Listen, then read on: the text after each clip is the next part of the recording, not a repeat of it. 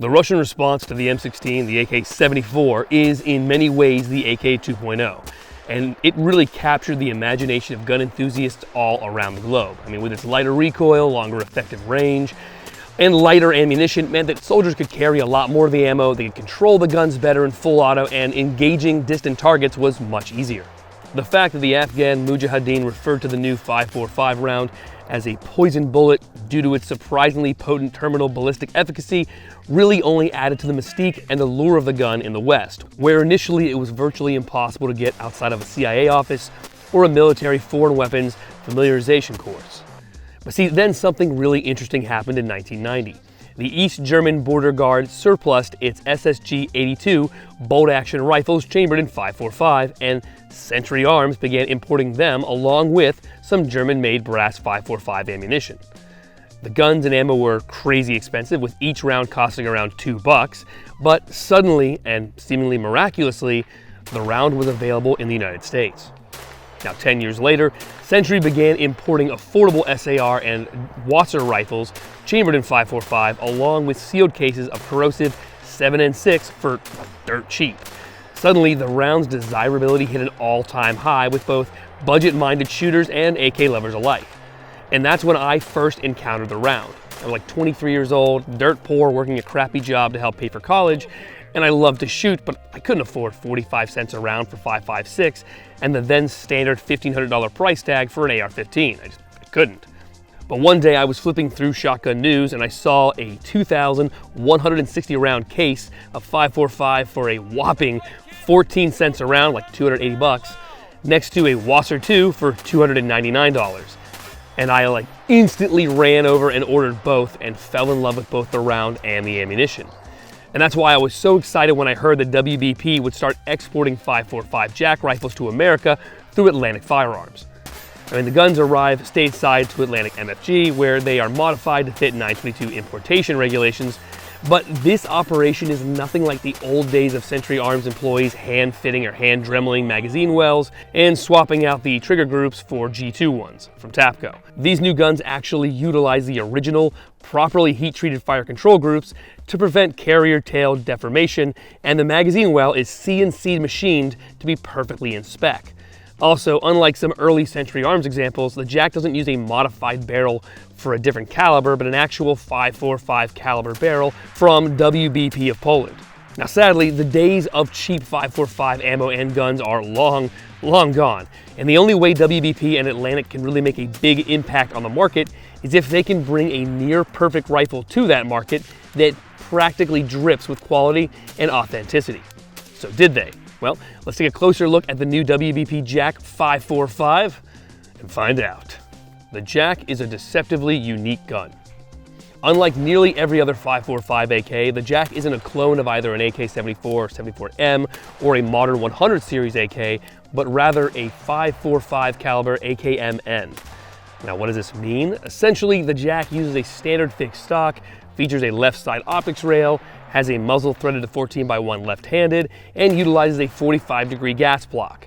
Now, if most of what I just said is meaningless to you, it's fine, sit tight, I'll explain. The Jack 545 is, in the simplest terms, an AKM with a different barrel, bolt, and magazine well, meaning shooters get an AK that actually looks like a quintessential AK, but fires a faster, lighter recoiling round. But there's a lot more to it than just that, so let's hit all the features real quick. At the end of its 14x1 left-handed threaded muzzle, the 545 Jack features a 2-port brake that looks like early Norinco muzzle devices and those made in the early 2000s by TAPCO.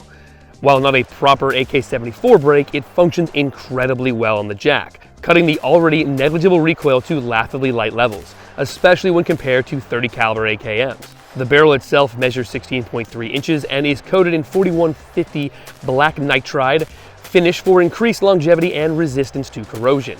It's a very welcome addition given the corrosive nature of the gold standard 7.6 surplus ammo, and also features the mil-spec twist rate of 1 in 7.87. Now, behind this, the Jack includes a standard AKM bayonet lug and a fully adjustable front sight tower. Further back, the handguards are made of a very handsome, yet still mil-spec, blonde laminate wood that in testing did an admirable job of keeping the shooter's hands from being burned by the barrel as it heats up, because that's very much a thing. That said, As with all mil-spec AK handguards, take care not to touch the steel pin towards the front, as it gets uncomfortably hot around the 150 to 200 round mark. Now behind the handguards, the barrel trunnion features the laser-engraved Polish Eagle coat of arms on the left side, and above this eagle, the jack features its iconic notch sights adjustable for elevation with pre-zeroed settings for distances ranging from 50 meters out to a whopping 800 meters. Now behind this, the carrier is made of stainless steel, contrasting with the semi-gloss black finish of the rifle. And personally, I would prefer it to be hard chromed, but the stainless finish is easy enough to clean and means the gun is vastly less expensive. Behind this, the first actual departure, other than caliber, the jack has from your run-of-the-mill AKM is the addition of an oversized safety selector. It does a great job of striking the balance between usability and proper AK aesthetics. The same is true of the magazine release tab. It's substantially larger than a mil-spec one, but makes extracting spent magazines a hell of a lot easier, especially in low or no light conditions where you're kind of scrambling and feeling around the gun. Behind this, the jack ships with a standard AKM polymer pistol grip and a blonde laminate wooden stock that perfectly matches the handguards. And that's the long and short of it, just a well-made AKM of a different caliber. However, many companies have tried to put their own spin on the AK-74 with mixed results. Some companies, like ones that rhyme with rudimentary, use the wrong twist rate and saw rounds keyhole out of the barrel. Others simply installed selector plates incorrectly, leading to guns that either had dramatically increased recoil or reliability issues. Did WBP and Atlantic fall victim to this? Well, let's take a look.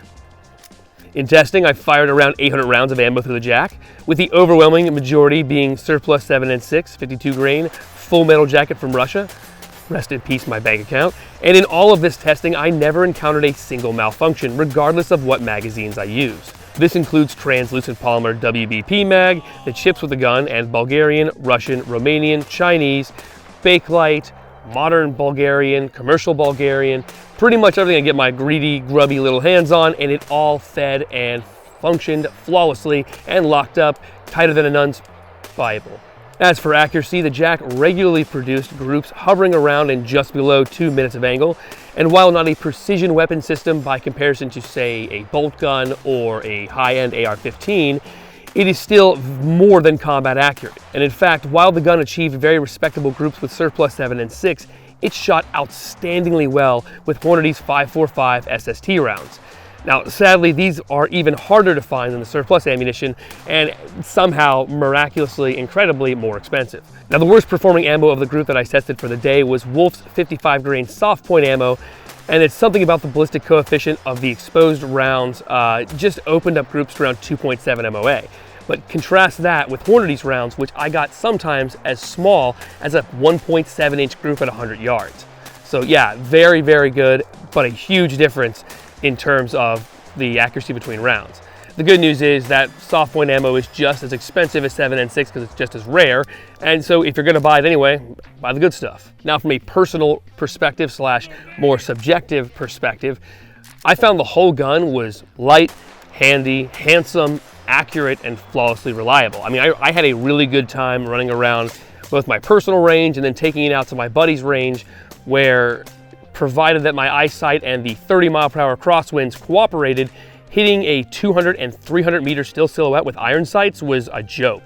My biggest issue was at 300 meters, because of the wind, I had to use the top left corner of the front sight post on the bottom right corner of the target to actually hit dead center. And that's not because the barrel was twisted or the sights weren't straight. It was literally the crosswinds and me shooting from an elevated position.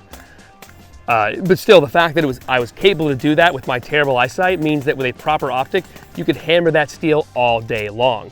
And in fact, when I stretched out on my personal range to about 150 yards, landing headshots on a steel silhouette target was child's play. It was extremely easy. Follow-up shots are a joke. I mean, you'll notice in some of the video footage, I actually replaced the 2-port brake with a standard 14x1 muzzle nut, not because it's more effective or better than that brake, but because I wanted to demonstrate just how little recoil the gun had. With that muzzle nut, the gun still, and you want to utilize bone over muscle, it's very easy to do hammered pairs with this gun, even out to 100 meters. It was remarkable. It's a gun that really helps you understand why the Soviets went to a 5.45 round over a 7 6.2 by 39 round because it's just that much more controllable. And this will be infinitely more the case if I were firing the weapon in full auto and or assaulting position while firing full auto. Now, so what's my verdict? Is the new Polish WBP JAK 545 worth its $1,100 MSRP?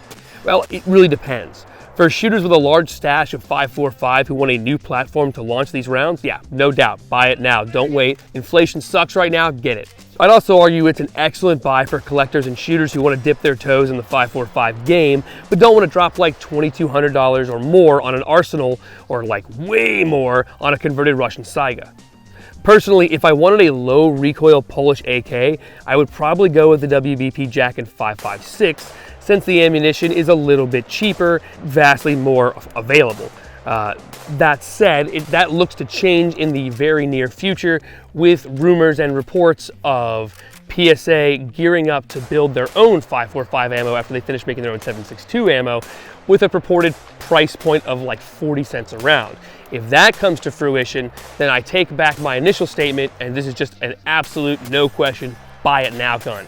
Now that said, if you've always wanted to have a mil-spec AK and 545, there's really no better option at this price point. It just doesn't exist right now. I mean, if you look on Gunbroker for some of the Wassers in 545, yes, those are true military guns, but the thing is, you know, although they have become the odd gold standard now to very young individuals, back in the day, there was a good reason why they were considered kind of second tier, third tier guns.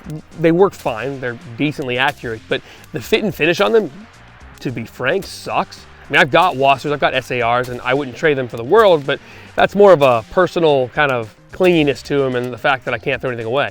If I had to start all over again at the current prices, I wouldn't even consider a Wasser over a JAK. There's no reason to. Anyway, if you want to tell me I'm an idiot, I'm a genius, whatever in the hell in the comment section, go ahead, man. Anyway, I'm Jim Grant. Don't forget to like, comment, and subscribe for more burst reviews.